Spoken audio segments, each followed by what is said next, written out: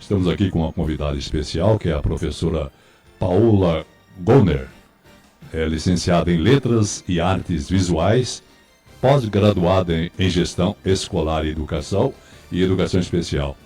Atualmente ela é acadêmica de Direito. Ela atua então no magistério desde 2003 e é concursada do Estado. Atualmente é a coordenadora do mandato do deputado federal Zeca Dirceu e se colocou como pré-candidata a vereadora de Londrina.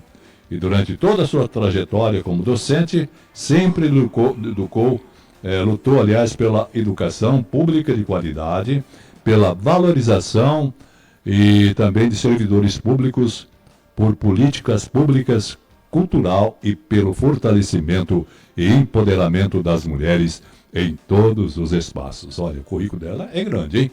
Mas é um prazer muito grande tê-la aqui conosco. Paola, seja muito bem-vinda. Obrigado por aceitar o nosso convite. Seja bem-vinda. Bom dia a todos e todas. Eu que agradeço o convite aí da rádio, né? Está sendo um enorme prazer em poder dialogar nessa manhã de sexta-feira. Sim. E quero desejar a todos aí um ótimo final de semana, porque a gente está próximo aí, principalmente da Páscoa. Da Páscoa, né? Exatamente. Estamos próximos da Páscoa. Próxima semana, né? Próxima semana.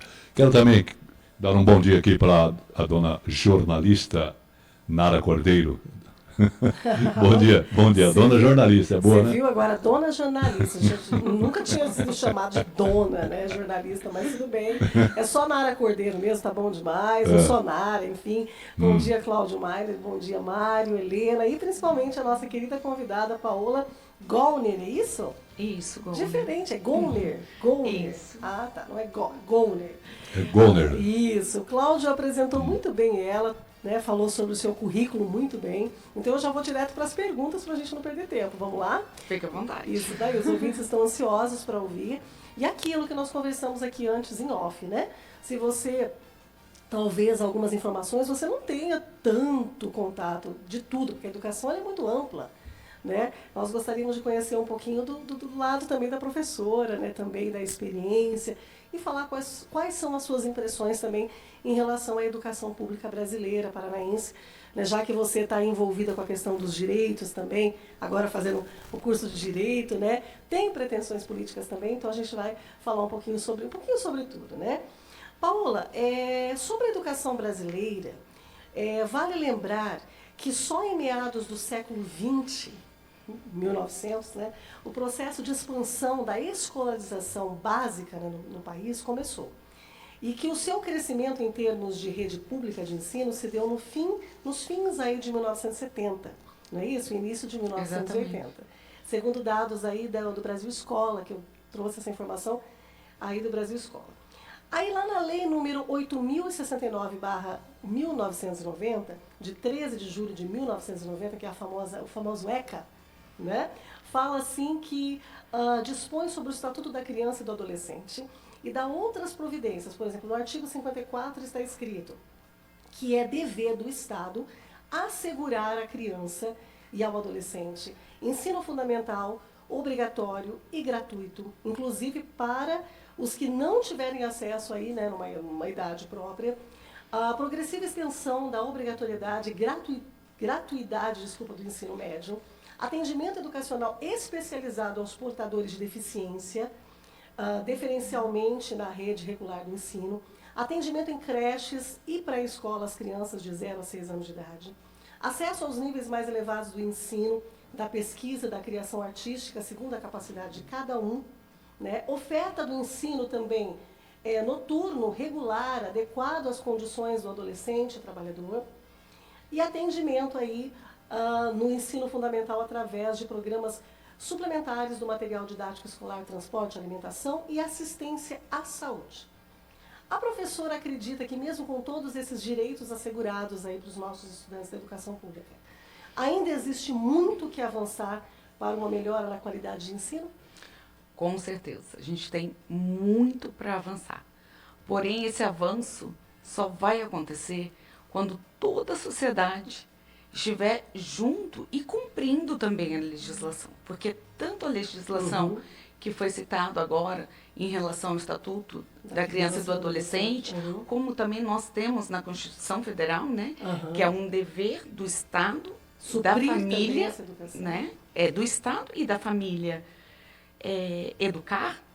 Então, se todo mundo não se unir, tiver junto com um compromisso de cuidar dessa criança, desse adolescente no processo de educação básica, que vai desde a educação infantil até o ensino médio, a gente não vai conseguir evoluir e muito menos propiciar uma educação pública de qualidade. Porque não adianta o governo investir, o governo ter vagas para todos, né, ampliar vagas, ter investimentos como agora a gente tem do pé de meia, né?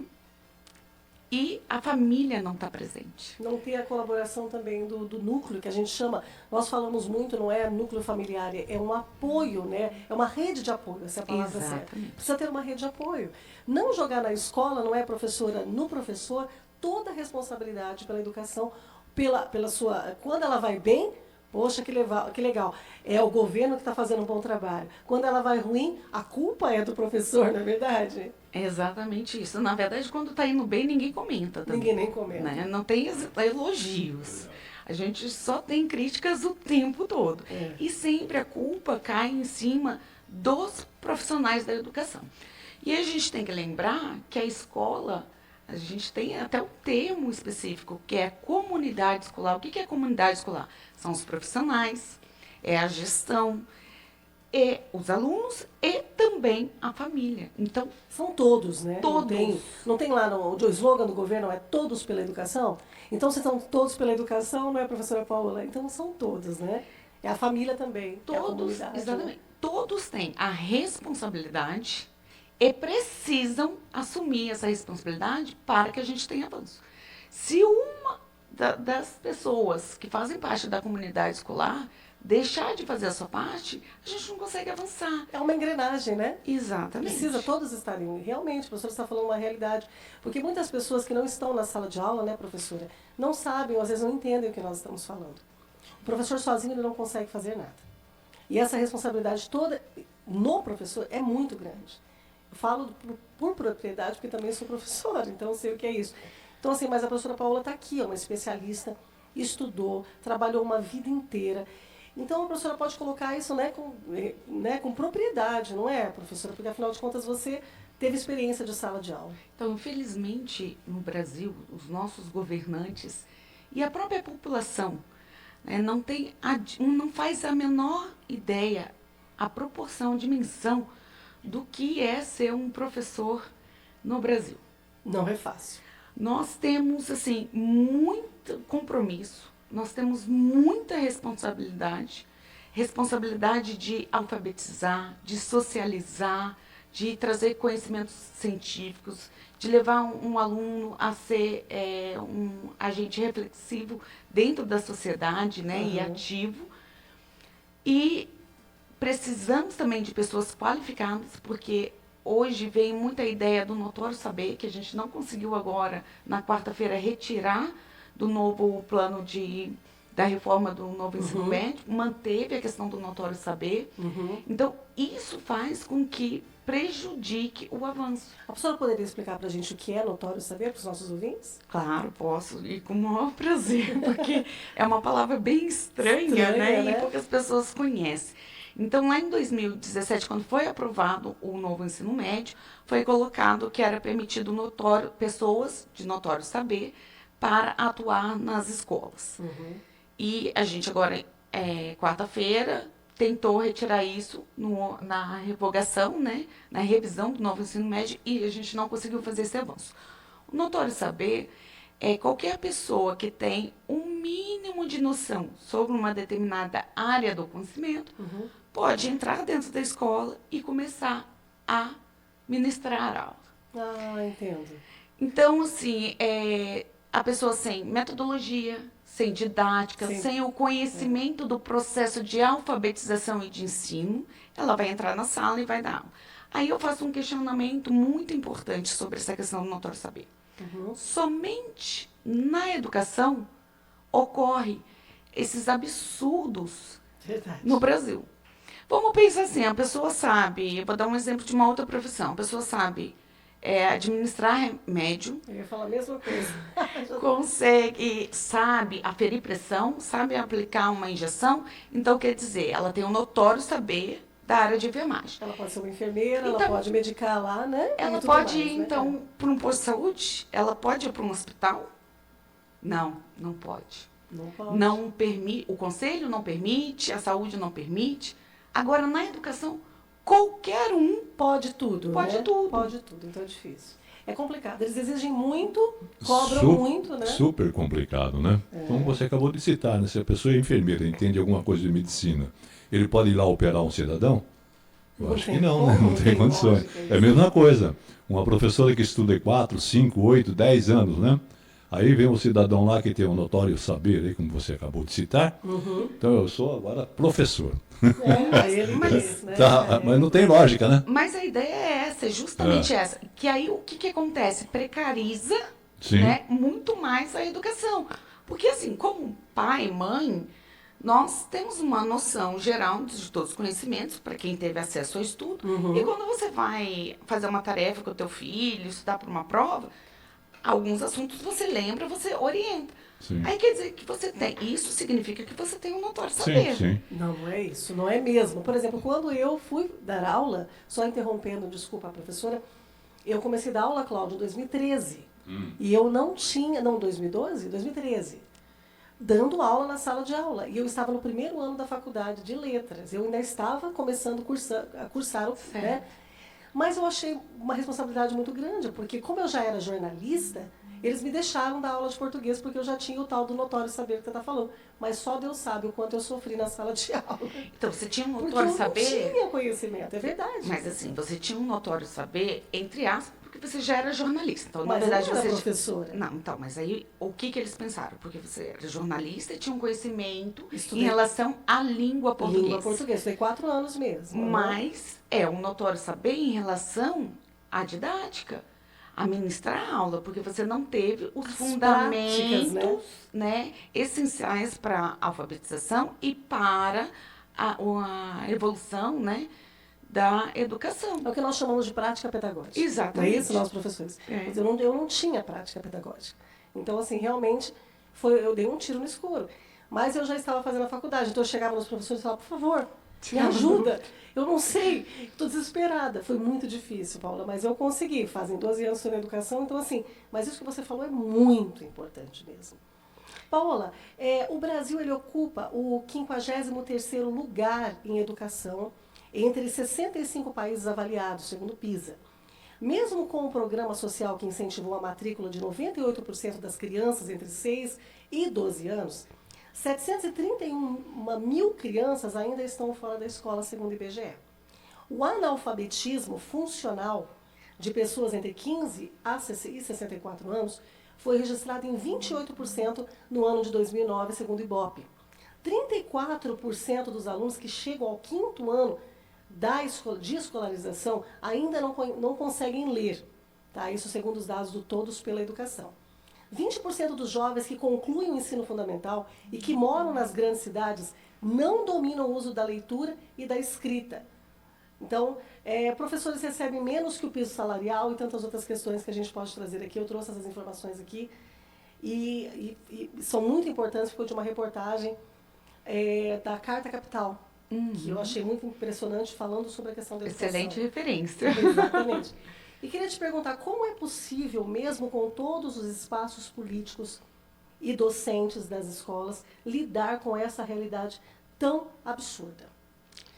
Bom, em todo o seu relato aí do levantamento que você fez, eu elenquei alguns pontos aqui que são essenciais para a gente entender por que fica nesse ranking e a gente não consegue ter uma evolução. Primeiro, que é muito difícil a gente fazer a comparação da realidade de países, vamos colocar, na nossa época de estudo, era chamado de primeiro mundo, Isso, né? Mas países desenvolvidos, países mais ricos, que têm menos desigualdade, né? Porque a nossa realidade é totalmente diferente. A questão de não ter políticas públicas no sentido de uma política que vai ter continuidade, que não é uma política de governo que vai mudar, né? Porque a gente tem eleições aí em 4 anos e aí acaba tudo mudando, né? Cada um acha uma outra fórmula mágica e quando você começa a evoluir, a gente regride de novo. Então, essa questão de política pública que realmente vai seguir, a gente vai ter uma continuidade, é super importante, o que a gente não tem. A questão de oportunidade. Por que a gente tem tanto analfabetismo e tantas crianças fora da escola, e jovens também, e adultos? Questão de oportunidade. A gente tem uma desigualdade muito grande no país. Nos últimos anos, a miséria aumentou muito, e aí agora a gente está tentando, né, fazer um equilíbrio aí. Então, muitas crianças precisam ficar em casa para cuidar dos seus irmãos, outras vão para a rua para ajudar os pais. Fazer o sustento, né? Para fazer o sustento. A mesma coisa acontece com os jovens e com os adultos. A outra questão aí eu vou colocar especificamente em relação ao governo do estado, que fechou as escolas noturnas. Então, nós não temos mais o ensino noturno nas escolas estaduais do Paraná, que é um absurdo. Um absurdo total. Tira a oportunidade dos nossos jovens que precisam trabalhar e dos nossos adultos que não tiveram a oportunidade de estudar no tempo certo. Com isso, também se retirou a EJA. Sim. Né, educação de jovens e adultos. Então, aumenta o índice de pessoas que não têm oportunidade e não vão ter nunca, se não tiver um horário diferenciado para eles. Acabou para eles, né? Não tem como estudar. A questão das salas superlotadas também é um problema fundamental, porque em países desenvolvidos, chamados desenvolvidos, o máximo de alunos que é encontrado são de 15 e assim, estourando de 20 alunos, que é a realidade de escolas particulares no Brasil. Porque a gente hoje tem no estado, no município, são 30, 40, no estado chega até 50 alunos, né? Isso é um problema, porque um professor não consegue dar conta. Muito difícil. De 40, 50 alunos. Nós sabemos disso, né, Paola? Atender as diferenças, né, as dificuldades. A outra questão também, que aí eu vou colocar, que a gente conversou em off anteriormente, é a questão desse excesso da tecnologia na sala de aula. Os resultados vão começar a aparecer agora. Se a gente já está nesse índice, daqui a 5 anos o índice talvez piore em relação a essa tecnologia utilizada em sala de aula. Isso é muito importante que você está falando. Muito importante. Eu vi uma matéria no Globo essa semana e aí procurei pesquisar, porque o governo sueco foi um dos primeiros a incluir um ensino digital, né, tecnologia dentro das escolas. E agora eles estão vendo o reflexo negativo que esse excesso de tecnologia ocorreu na formação das crianças e dos adolescentes. Eles voltaram com os livros físicos e desistiram da tecnologia 100%. Porque eles entenderam que realmente, que é o que nós, professores, já entendíamos, já entendemos, desculpa, que a tecnologia ela é um meio, ela não é o fim.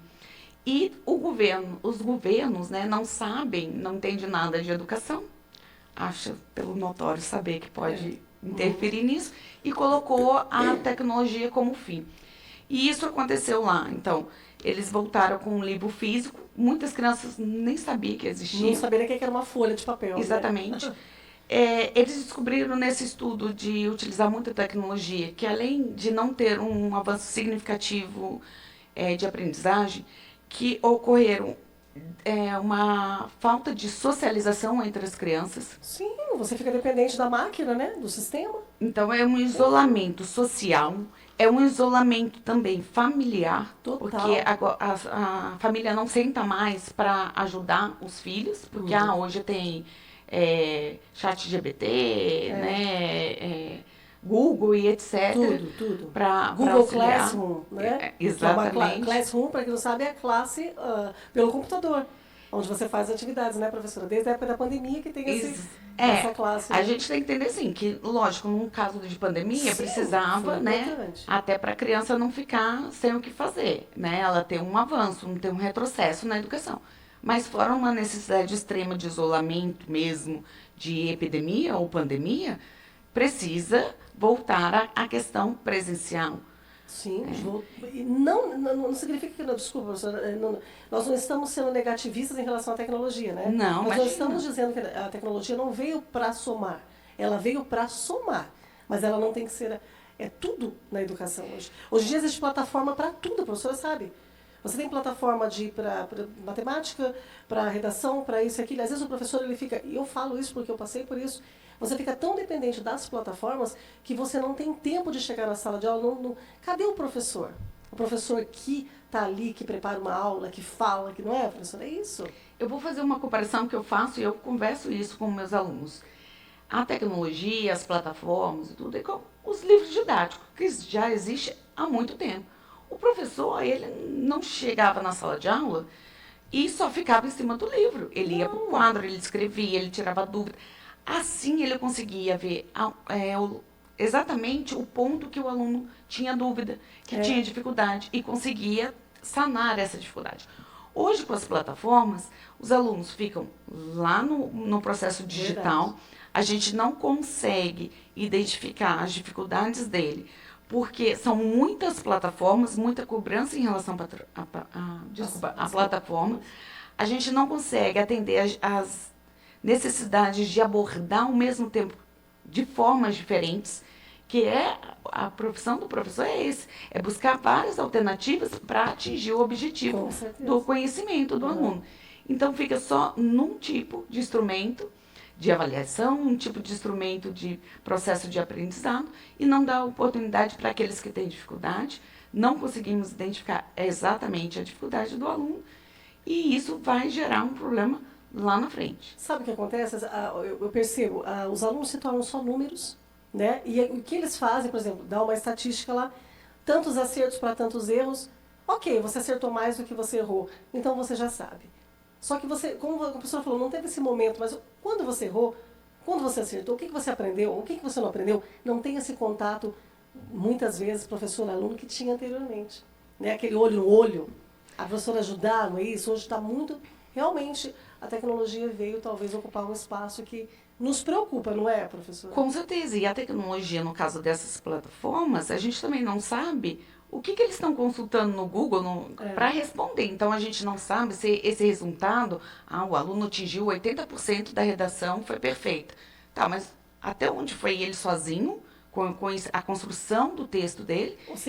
Ou ele buscou um texto pronto e mudou algumas palavras ali. Colou, né? Ou copiou e colou. Ou pegou a resposta na internet, porque hoje eles são...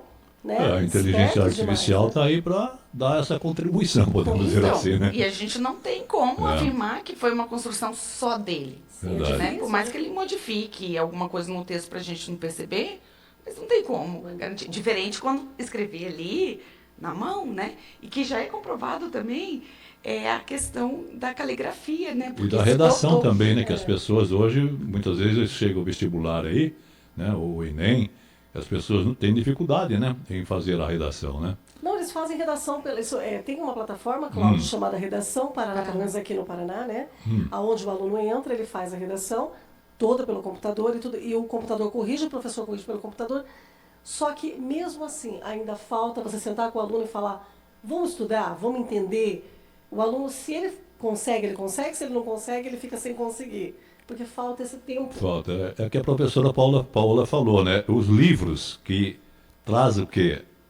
A inteligência para a pessoa, porque ele vai ler, ele vai sentir ali as folhas, o cheiro, né? Agora o computador, ele fica ali na frente daquela tela ali, ele fica até meio parado, né? Fica meio...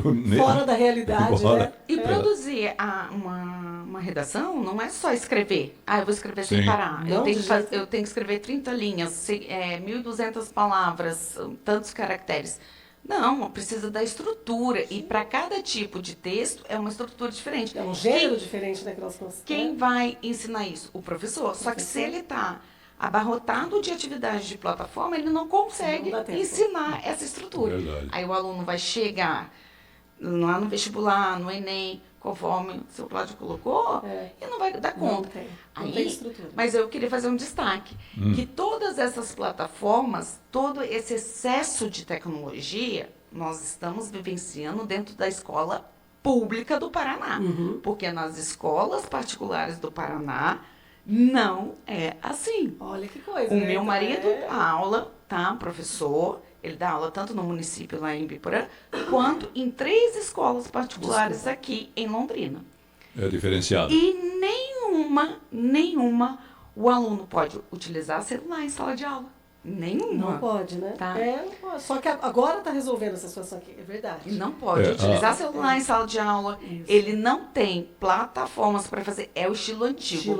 Assim, o que tem de tecnologia é o quadro branco ou o quadro digital. Eles até têm tecnologia, mas não ultrapassa é tudo muito equilibrado. É o auxílio do professor. Tem aquela aula específica, vamos fazer essa aula diferenciada, aquela coisa toda. Isso, mas no dia a dia, o máximo que tem de tecnologia é um quadro digital ou um quadro branco e alguns slides para o professor utilizar, mas o beabá de quando nós estudamos há 20 anos atrás, 20, 40 anos atrás, é praticado até hoje nas escolas privadas. E aí, isso que dá o diferencial na hora de prestar um Enem, na hora de fazer um vestibular. Qualifica, né? E até um concurso, porque a gente não pode esquecer.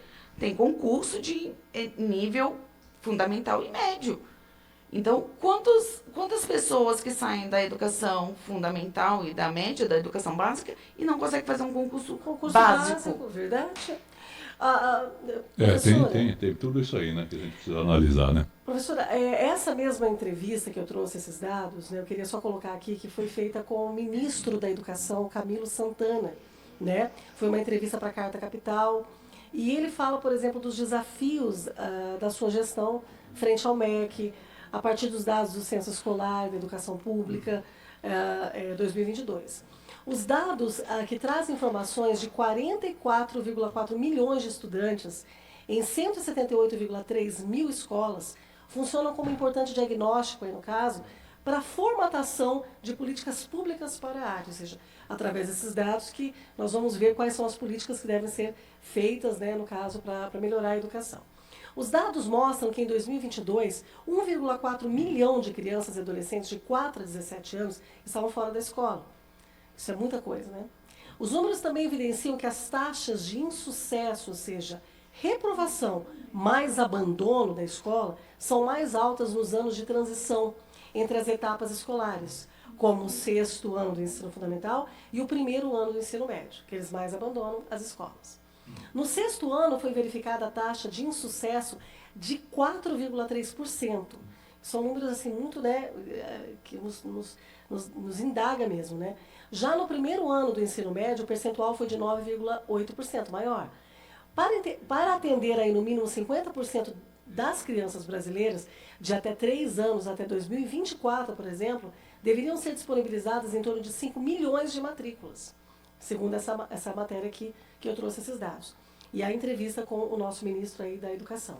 Durante toda a sua trajetória como docente, eu queria te perguntar, sempre você lutou por uma educação pública de qualidade, que eu sei pelo que a gente ouviu falar de você.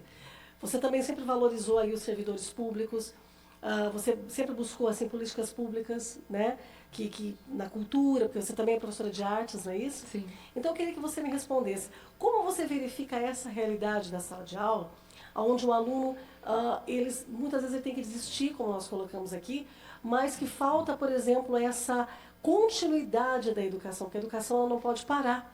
Chegou no 6º ano, ele vai parar de estudar? Chegou no ensino médio, ele vai parar de estudar? Então a gente fica muito preocupado com essa coisa da onde está esse aluno? Como lidar com esse aluno? Eu acho que é o fundamental não perder o aluno, né? Então, isso a gente volta lá naquele tema da necessidade de construir política de Estado, não uma política de governo. Né? Se a gente tiver uma política de Estado, a gente consegue ampliar o número de vagas e a permanência desses alunos. Então, a gente tem essa defasagem aí e esse número de evasão escolar muito grande no 6º ano. Por quê? Porque sai da prefeitura e vai para o Estado. Uhum. O que acontece? Geralmente, tá, gente? Eu não estou radicalizando, mas geralmente a educação fundamental 1, que é o período do município até o 5º ano, a família ela acompanha mais, porque ela tem que levar, ela tem que buscar na escola, aí a escola chama, o pai vai, a mãe vai, o vô vai. Quando chega no 6º ano, existe uma grande parte da população que literalmente abandona os seus filhos na escola. Abandona mesmo. Coloca teu filho lá, e aí o que ele está fazendo, deixando de fazer, se ele está aprendendo, se ele não está, se ele está indo para aula, se ele não está. não existe esse acompanhamento mais. Parece assim, ele ficou adulto. Agora ele vai sozinho, ele volta sozinho, agora ele vai se virar. E isso causa uma evasão, porque não sabe se o aluno tá indo até a escola. Às vezes ele fala para o pai, eu vou para a escola e não vai. Exatamente, não vai. Aí, no caso, é lógico, a gente tem a questão da lei, né? A escola sempre foi muito responsável nisso, de acompanhar 3 faltas consecutivas, 5 alternadas, avisa o conselho tutelar, vai para a rede de proteção, etc. Só que o conselho tutelar não dá conta também de ir em todas essas famílias. Então, acaba acumulando. Às vezes, tem aluno, às vezes, que está 2 meses, que a gente já notificou. Mas o conselho tutelar não dá conta de ir. Tem professores que vão até na casa das famílias. Eu conheço amigas minhas professoras que pegam o carro próprio, Cláudio, pega o seu carro, professora, e vai na casa para poder saber por que o aluno não está indo na escola. Novamente, a gente assume uma responsabilidade que não é nossa, né? Antigamente tinha os inspetores de alunos, né? Na minha época, por exemplo. Tinha, né? Mas era dentro da escola, né? Sim, mas aí mesmo eles saíam também ir nas casas, né? Perguntar pro pai, pra mãe, o porquê que as pessoas... Você nasceu ontem. Nem tão ontem assim, né? Mas aproveitando esse gancho aí, ó, eu gostaria que tem uma pergunta aqui. Vamos lá, vamos às perguntas. E ela está dizendo assim, se é importante que os pais participem e ensinem aos filhos a respeitarem os professores. Sem dúvida, né? Eu acredito assim, que ensinar a respeitar qualquer pessoa, ou qualquer ser vivo, né? Porque também a gente tem que cuidar dos animais, da natureza, etc. Mas assim, a questão do respeito é fundamental. E esse ensino de respeito vem de casa. Com certeza, da família. É claro que na escola a gente vai incentivar, mas não tem como a gente ensinar. Até porque, tirando a parte do Fundamental 1, lá dos pequenos, quando ele vem para o Estado, ele já vem com 10, 11 anos. E a gente sabe que a formação do caráter de uma criança, isso é estudo da psicologia e da psicanálise. Não é a professora Paola que leiga no assunto, que está com o notório saber informando. É com pesquisa. Ele se forma até os 7 anos de idade. Então, quer dizer, é o período que ele está lá na prefeitura.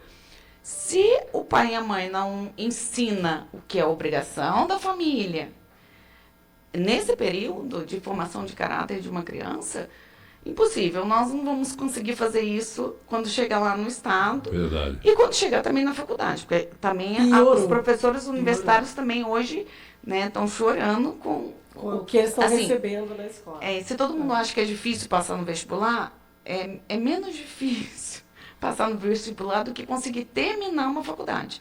Porque eles estão chegando assim, bem imaturos, a questão da imaturidade, a questão da falta de respeito, sabe, um super ego aí, um narcisismo muito grande. Sim. Tá? E então isso é reflexo aí da falta de acompanhamento mesmo e da educação familiar. A gente tem que saber separar a educação familiar e educação científica, que é da escola. Foi como você, acho que foi no outro bloco, né, nós comentamos sobre o professor que passou ali a aula para o menino lá, a tabuada. Hoje não é mais tabuada, hoje é outra coisa. Já mudou, né? Eu não sou da matemática. Mas passou ali um exercício, né? Isso, um exercício, e ele queria saber, um problema, ele queria saber já a resposta. Como o professor falou, não, questionou ele, falou, não, você vai ter que responder.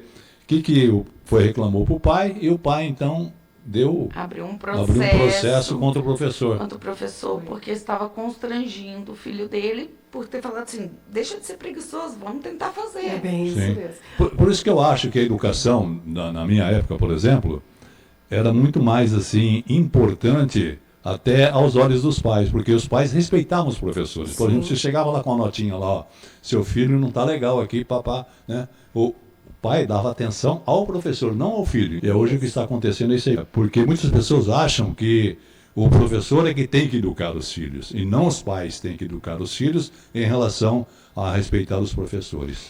Mas a questão do respeito é fundamental, tem que existir. E essa questão de não ver mais o professor, né, como um intelectual, uma pessoa que está ali para contribuir para o seu conhecimento, é consequência mesmo da própria sociedade que nivelou por baixo a questão da educação. Verdade. Agora são 10 horas e 50 minutos, faltando 10 minutinhos aí para as 11 horas, Cláudio. Vamos ao intervalo, por favor. E aí a gente volta, porque o tema está importante, a gente está falando aqui, está muito bom. Está muito bom a entrevista. E nós voltamos aí com as perguntas finais, são mais 2 perguntinhas bem básicas para encerrar o programa. Gente, fica ligadinho que o programa hoje promete. Nós estamos falando sobre a educação pública com a professora aqui, que é a Paola, que está falando conosco sobre a importância que tem a educação no nosso Brasil e que muitas vezes é negligenciada pelo poder público e, enfim, pela comunidade em geral. Ok, querido amigo ouvinte, daqui a pouco nós retornamos então com a professora Paola Goner, que está então dando aqui uma aula, né, sobre a educação no Brasil e também aqui na nossa comunidade, dentro de Londrina, né? Daqui a pouco nós voltaremos. Só um minuto só. Bem, meus queridos, nós voltamos então com o nosso programa Manhã de Vento. Estamos aqui com a professora Paola Goner, que está dando uma aula, né, sobre a educação aqui para cada um de nós aqui. E também você que está aí do outro lado, viu, meu caro ouvinte? Fiquem atentos aí que nós vamos continuar aqui com a entrevista, né? Apesar que um programa só, eu acho muito pouco, né? A Paola deveria voltar mais vezes aqui para... Ela vai voltar. Se Deus quiser. Nós vamos trazer de volta sim, viu? Mas vamos aí continuar então, dona... Dona não, né? Hoje ele me chamou de dona, hoje ele está impossível. Hoje eu estou atacado. Está atacado. Vai lá então. Então tá bom, vamos lá. Ô Paola, um pouquinho mais de dados aí, eu acho que é importante a gente falar, nós estávamos aqui no intervalo falando sobre essa questão da educação, né, da reconstrução, da desconstrução da educação. Será que o aluno tem que ser o protagonista? Porque existem muitas teorias falando sobre essa questão, né? Por que ao invés do professor ser o protagonista, não é o aluno que determina o que ele quer aprender? Não é isso? Ele que escolhe os temas, ele que escolhe que sala que ele quer estudar. Tem escolas onde os professores ficam dentro da sala e os alunos vão lá, eu quero estudar português, ele vai no português, ele vai na matemática. Então existem várias formas de se pensar a educação. Só que a gente tem que pensar numa realidade da nossa sociedade, não é? Igual, por exemplo, você joga um tema tecnológico para o aluno, como a professora bem colocou aqui, e esse aluno ele não tem nem celular. Ele não tem nem televisão na casa dele, às vezes. Como que ele vai saber lidar com a tecnologia se falta comida na casa dele? Então a gente tem que tomar muito cuidado com essas questões, né, professora? Saber que público que a gente está atingindo. A gente não pode... A gente até diminui o aluno quando a gente coloca ele num nível, talvez... Ele vai se sentir diminuído, não é? Ele fala, poxa, mas eu não tenho nada, né, do que os outros têm. Então a gente tem que pensar... Então a sala de aula ela tem que servir para todos, não é? Independente se é rico, se é pobre, né? Nós todos estamos ali para poder ensinar e todos também têm o direito de estar ali para aprender, independente da sua classe social, né? Que eu acho que é o mais importante a gente ressaltar. Professora, uma das bandeiras do nosso governo é ampliar a oferta de escolas em tempo integral, por isso que eu queria falar sobre isso, né, no país. Justamente para abraçar essas crianças aí que têm, às vezes, algum problema, falta de estrutura familiar, né? Às vezes falta o alimento na casa, falta alguém que cuide da criança, tudo aquilo, né?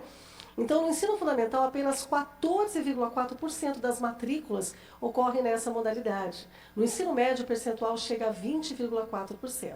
Também são dados daquela matéria da Carta Capital, exatamente, com o ministro da Educação. Aqui também chama atenção a disparidade de oferta entre os estados. As maiores proporções de alunos em tempo integral no ensino médio da rede pública estão, por exemplo, no estado de Pernambuco, 62,5%, Paraíba, 57,8%, Ceará, 42,1%, ali na região do Nordeste, né? Na outra ponta aparecem o Pará, com 5,2%, Rio Grande do Sul, com 4,7% e Paraná, com 4,4%. Então, a gente coloca aí essa questão das diferenças que existem entre regiões no Brasil, né? E aí eu queria que a professora nos colocasse aqui para a gente, aqui, essa última questão aí mais sobre a educação, né? Você acredita, professora, na educação integral no Brasil? Você acha que esse é o caminho? Que nós teremos os mesmos sucessos que tem em países desenvolvidos, como Estados Unidos, Japão, Europa, enfim? Queria que a professora colocasse aí a sua impressão sobre a educação integral. Eu acredito e defendo desde que eu comecei a lecionar e a defender a escola pública de qualidade. A escola integral é o caminho para que a gente não deixe as nossas crianças, os nossos jovens, nas ruas com tráfico, com a violência, e se perca aí nesse mundo aí totalmente desorganizado que nós vivemos. Isso não é de hoje, não, já vem há algum tempo, mas é lógico que vem piorando. Sim. E hoje, a realidade é que todos os componentes da família ali, pai e mãe, precisam trabalhar para o sustento da família. E a mãe, com certeza, vai ficar muito mais tranquila sabendo que seus filhos estão na escola, né, enquanto ela está trabalhando, e não somente como um espaço ali, que o professor tem mania de utilizar até esse termo, assim, que escola não é depósito de criança e de filho. Ela precisa estar ali, mas com desenvolvimento, com um projeto realmente de cultura, de desenvolvimento cultural, físico, etc. Né? Esporte, né, tendo oportunidade. Exatamente, ela tem que estar ali com uma atividade realmente que vai desenvolvê-la de forma completa. Integral, né? Integralmente. O dia todo, né? Exatamente. Então, eu acredito e defendo, porém, o que a gente tem aqui, por exemplo, o Estado do Paraná foi precursor, assim, antes do governo federal, em lançar escolas de tempo integral. Porém, não foi da forma adequada, nem a que a gente defende, porque virou realmente um depósito. A criança está ali. Uhum. E por que eu falo isso? Eu posso fazer essa afirmação porque os projetos que são feitos no contraturno, eles não são planejados antes dos alunos chegar. Eles são planejados depois que os alunos chegam. Então, é distribuído a aula 2 semanas antes de começar a aula. O professor vai escolher que vai pegar um projeto para contraturno, mas não sabe ainda que projeto que vai ser. Aí que ele vai pensar, ele vai conhecer o aluno, a turma, não sei o quê, e vai propor um projeto, construir um projeto. Então, eu não acredito que isso dá certo. Eu acho que projeto a gente tem que propor antes de começar, não depois. Sim. E aí a gente, claro, não é uma coisa engessada, a gente vai fazendo a adaptação conforme a realidade da turma e do aluno. E se me permite, então, só voltar à questão do integral no ensino médio, que a gente viu que tem um grande número de evasão. O governo federal justamente está colocando uma política de Estado, né? Pretende colocar, iniciou-se com o projeto Pé de Meia, mas que ele vire a tendência e o desejo é que seja uma política não de governo, mas de Estado, de que esses jovens não precisem sair da escola para trabalhar. Eles possam ficar em tempo integral na escola e com um incentivo de valores que é R$ 200 quando o aluno faz a matrícula. Depois ele tem mensalmente mais R$ 200 e no final do ano ainda é depositado mais R$ 1.000 na conta dele em cada final dos no primeiro, no segundo, terceiro ano do ensino médio. Esses R$ 1.000 ele não pode sacar até finalizar. Então vai dar R$ 3.000 no final. Esse tem que ficar lá, é uma poupança mesmo. E os R$ 200 ele vai poder sacar sempre. E vai todo mês. E tem mais R$ 200 de incentivo para ele fazer um Enem. Olha, isso é importante, né? Esse incentivo, se ele for bem aplicado, eu acredito que seja importante, assim, para... A gente pode esquecer que tem outros projetos sociais permanência desse aluno, né? de permanência, que é o Bolsa Família, né? Então a gente tem outros. Assim, é o suficiente? Não é o suficiente. Mas já é um caminho e que a gente pretende evoluir, avançar nisso. Sim, eu acho fundamental isso. Professora, nós chegamos aí no final da entrevista, já 11h04. Eu quero agradecer muitíssimo a sua entrevista, foi assim, muito elucidativa. Nós aprendemos muito, muito. Eu tenho certeza que os ouvintes estão aí muito impressionados. E nós percebemos que na nossa frente tem uma aqui, né, nos dando entrevista, uma excelente professora. Obrigada. Não só professora, mas uma profissional incrível, que se preocupa com a educação, com a estrutura, né? Professora, nós estamos aí no mês das mulheres, né? Graças a Deus, é um mês incrível para nós. Nós não temos muito que comemorar as mulheres, mas nós temos também muito que se pensar no que a gente pode fazer para mudar a estrutura da mulher no Brasil. E você sempre lutou pelo fortalecimento e empoderamento das mulheres, não é verdade? Em todos os seus espaços, na escola, e agora a professora também está caminhando para um outro lado, como pré-candidata, no caso, né, a vereadora de Londrina. Nós deixamos para o final para falar. Então, nós percebemos essa sua preocupação com projetos e planos aí para a política londrinense, não é isso? Voltadas para a educação, voltadas para a mulher. Então, eu queria que, para finalizar, a professora falasse um pouquinho sobre essa questão, né, Quais são as iniciativas em si, os seus planos para a política nossa aqui da cidade? Eu vou falar um geralzão, tá? Não uma minha, mas assim, uma geral em relação ao empoderamento, quando a gente coloca isso da mulher, a importância da mulher, porque assim, nós somos a maioria no mundo, né? Não é só no Brasil, no mundo. Sim. E hoje a gente não pode mais só ficar em casa. Eu falo só porque assim, o trabalho de casa é muita coisa e a gente mantém esse trabalho. E duplo ainda, né? Então, nós mantemos esse trabalho e fazemos os outros, verdade. né? Então, assim, eu até não gosto de usar essa palavra só, porque é muita coisa, só dentro de casa já é muito. Mas é importante para nós termos vozes, porque a mulher, ela nunca foi respeitada no nosso país. A história do país. E isso é uma característica, na verdade, de países que não são subdesenvolvidos, né? Desenvolvidos, que são características de países subdesenvolvidos. Sim. Então, essa questão de não qualificar, de não valorizar, de não respeitar. E aí a gente vai lá, volta lá ao respeito do aluno, que o pai não ensina o respeito, do professor, mas também quantos pais não ensinam que precisa respeitar as mulheres? Não é só a sua mãe e a sua irmã. Sim. Você tem que respeitar a mãe, a irmã dos outros também. Todas as mulheres. Né? Exatamente. E eu falo isso, eu tenho 2 rapazes, um de 7 e um de 17. Então, assim, não, de mulher na minha casa só tem eu. Então você é referência de mulher. Eu sou referência. Sim. Mas, desde pequeno, eu sempre falei para eles, vocês nunca devem fazer nada com uma mulher que você não gostaria que fizesse com a sua mãe. Exatamente. Eu acho que esse é o principal ponto, né? Além da questão com qualquer ser humano, Sim. mas eles, como não são mulheres, não sabem como que é. Então, dá como referência para eles, né? A questão do respeito, a questão de dar oportunidade, de dar voz, é muito importante. E, infelizmente, por essa falta de valorização mesmo da nossa sociedade histórica, eu entendo e vejo que somente através, né, de espaços políticos, né, de mandatos, que a gente vai ter realmente voz para colocar as demandas, as necessidades, que são diferentes. Olha, a professora está falando uma coisa muito importante. No Brasil, nós temos poucas mulheres atuando na política. Se a gente for colocar, sempre o homem está em evidência e a mulher está sempre lutando por isso.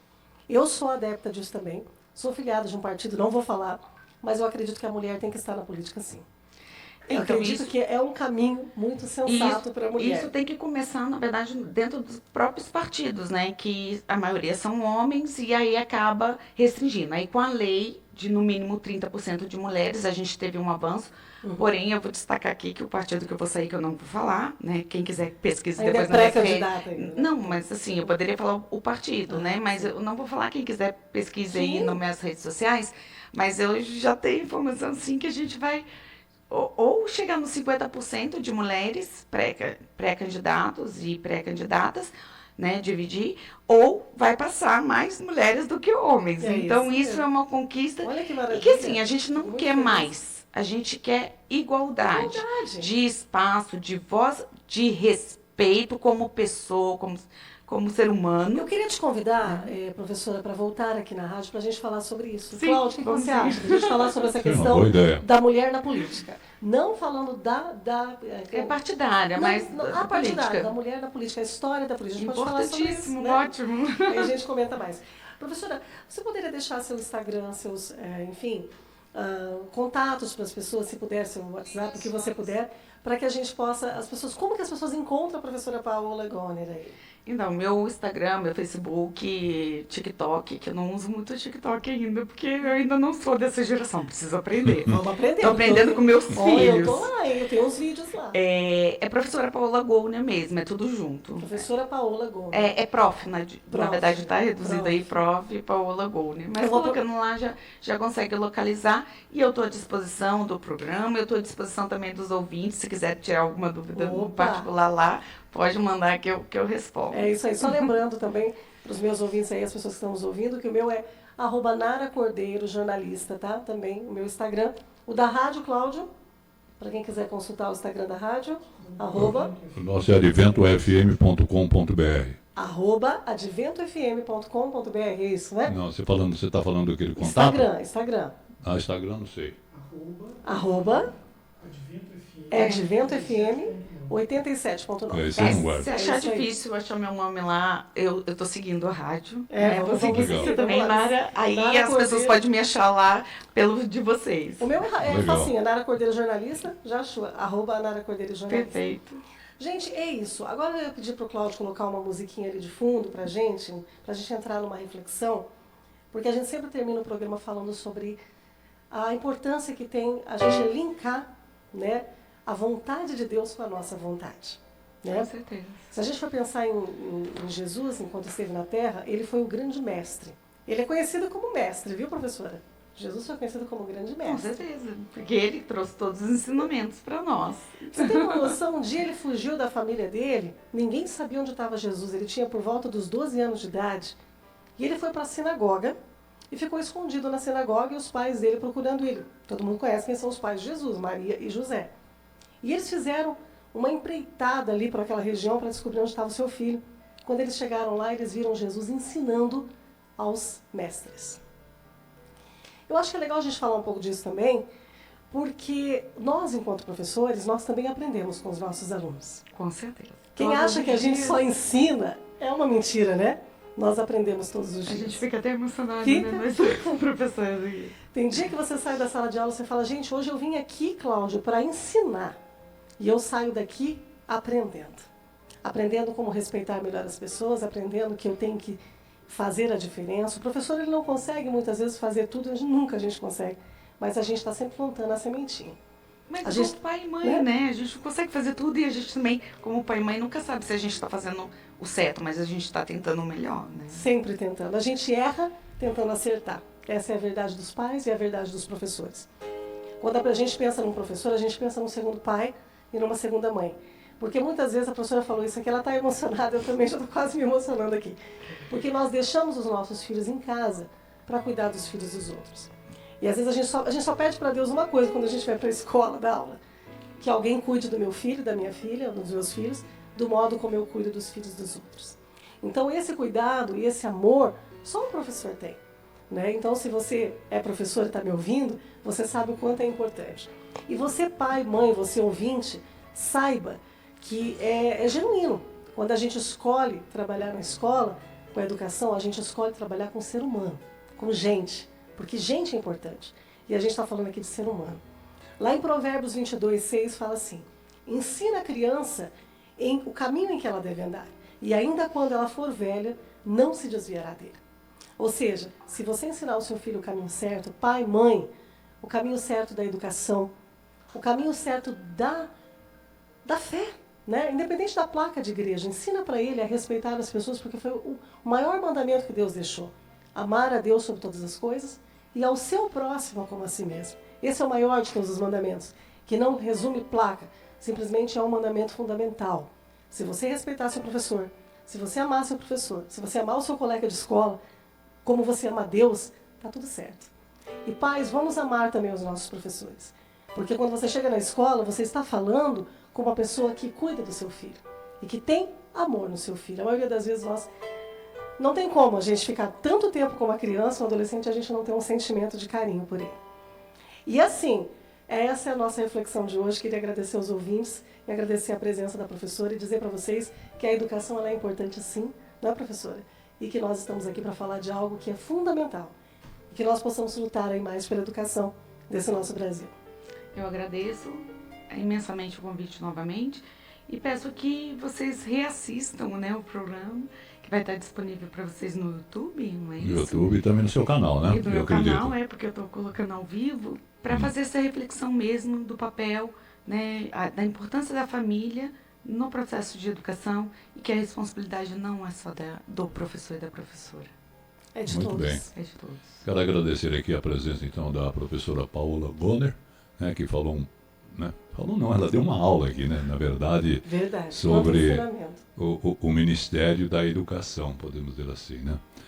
Fico muito agradecido pela sua vinda, espero que você volte mais vezes aqui para dar um pouco mais de aula, né, não somente a nós, mas também para os nossos ouvintes, para que eles fiquem sabendo um pouquinho mais sobre a educação nas escolas aqui da nossa região. Quero agradecer também a Nara Cordeiro. Eu que agradeço. Também o nosso querido Mário, e que está aqui também dando a sua contribuição na imagem e no som, e a redatora-chefe, a dona Helena Vespa, né, que está sempre aqui conosco. Incrível, muito obrigado. Muito obrigado, então, a todos que estão conosco. Continue aqui conosco, né? A Advento FM, a Rádio da Esperança. Logo mais às 11h30, almoço com música. São músicas selecionadas exclusivamente para a hora sagrada da sua refeição. Muito obrigado a todos e um bom dia e um bom final de semana, com a graça de Deus.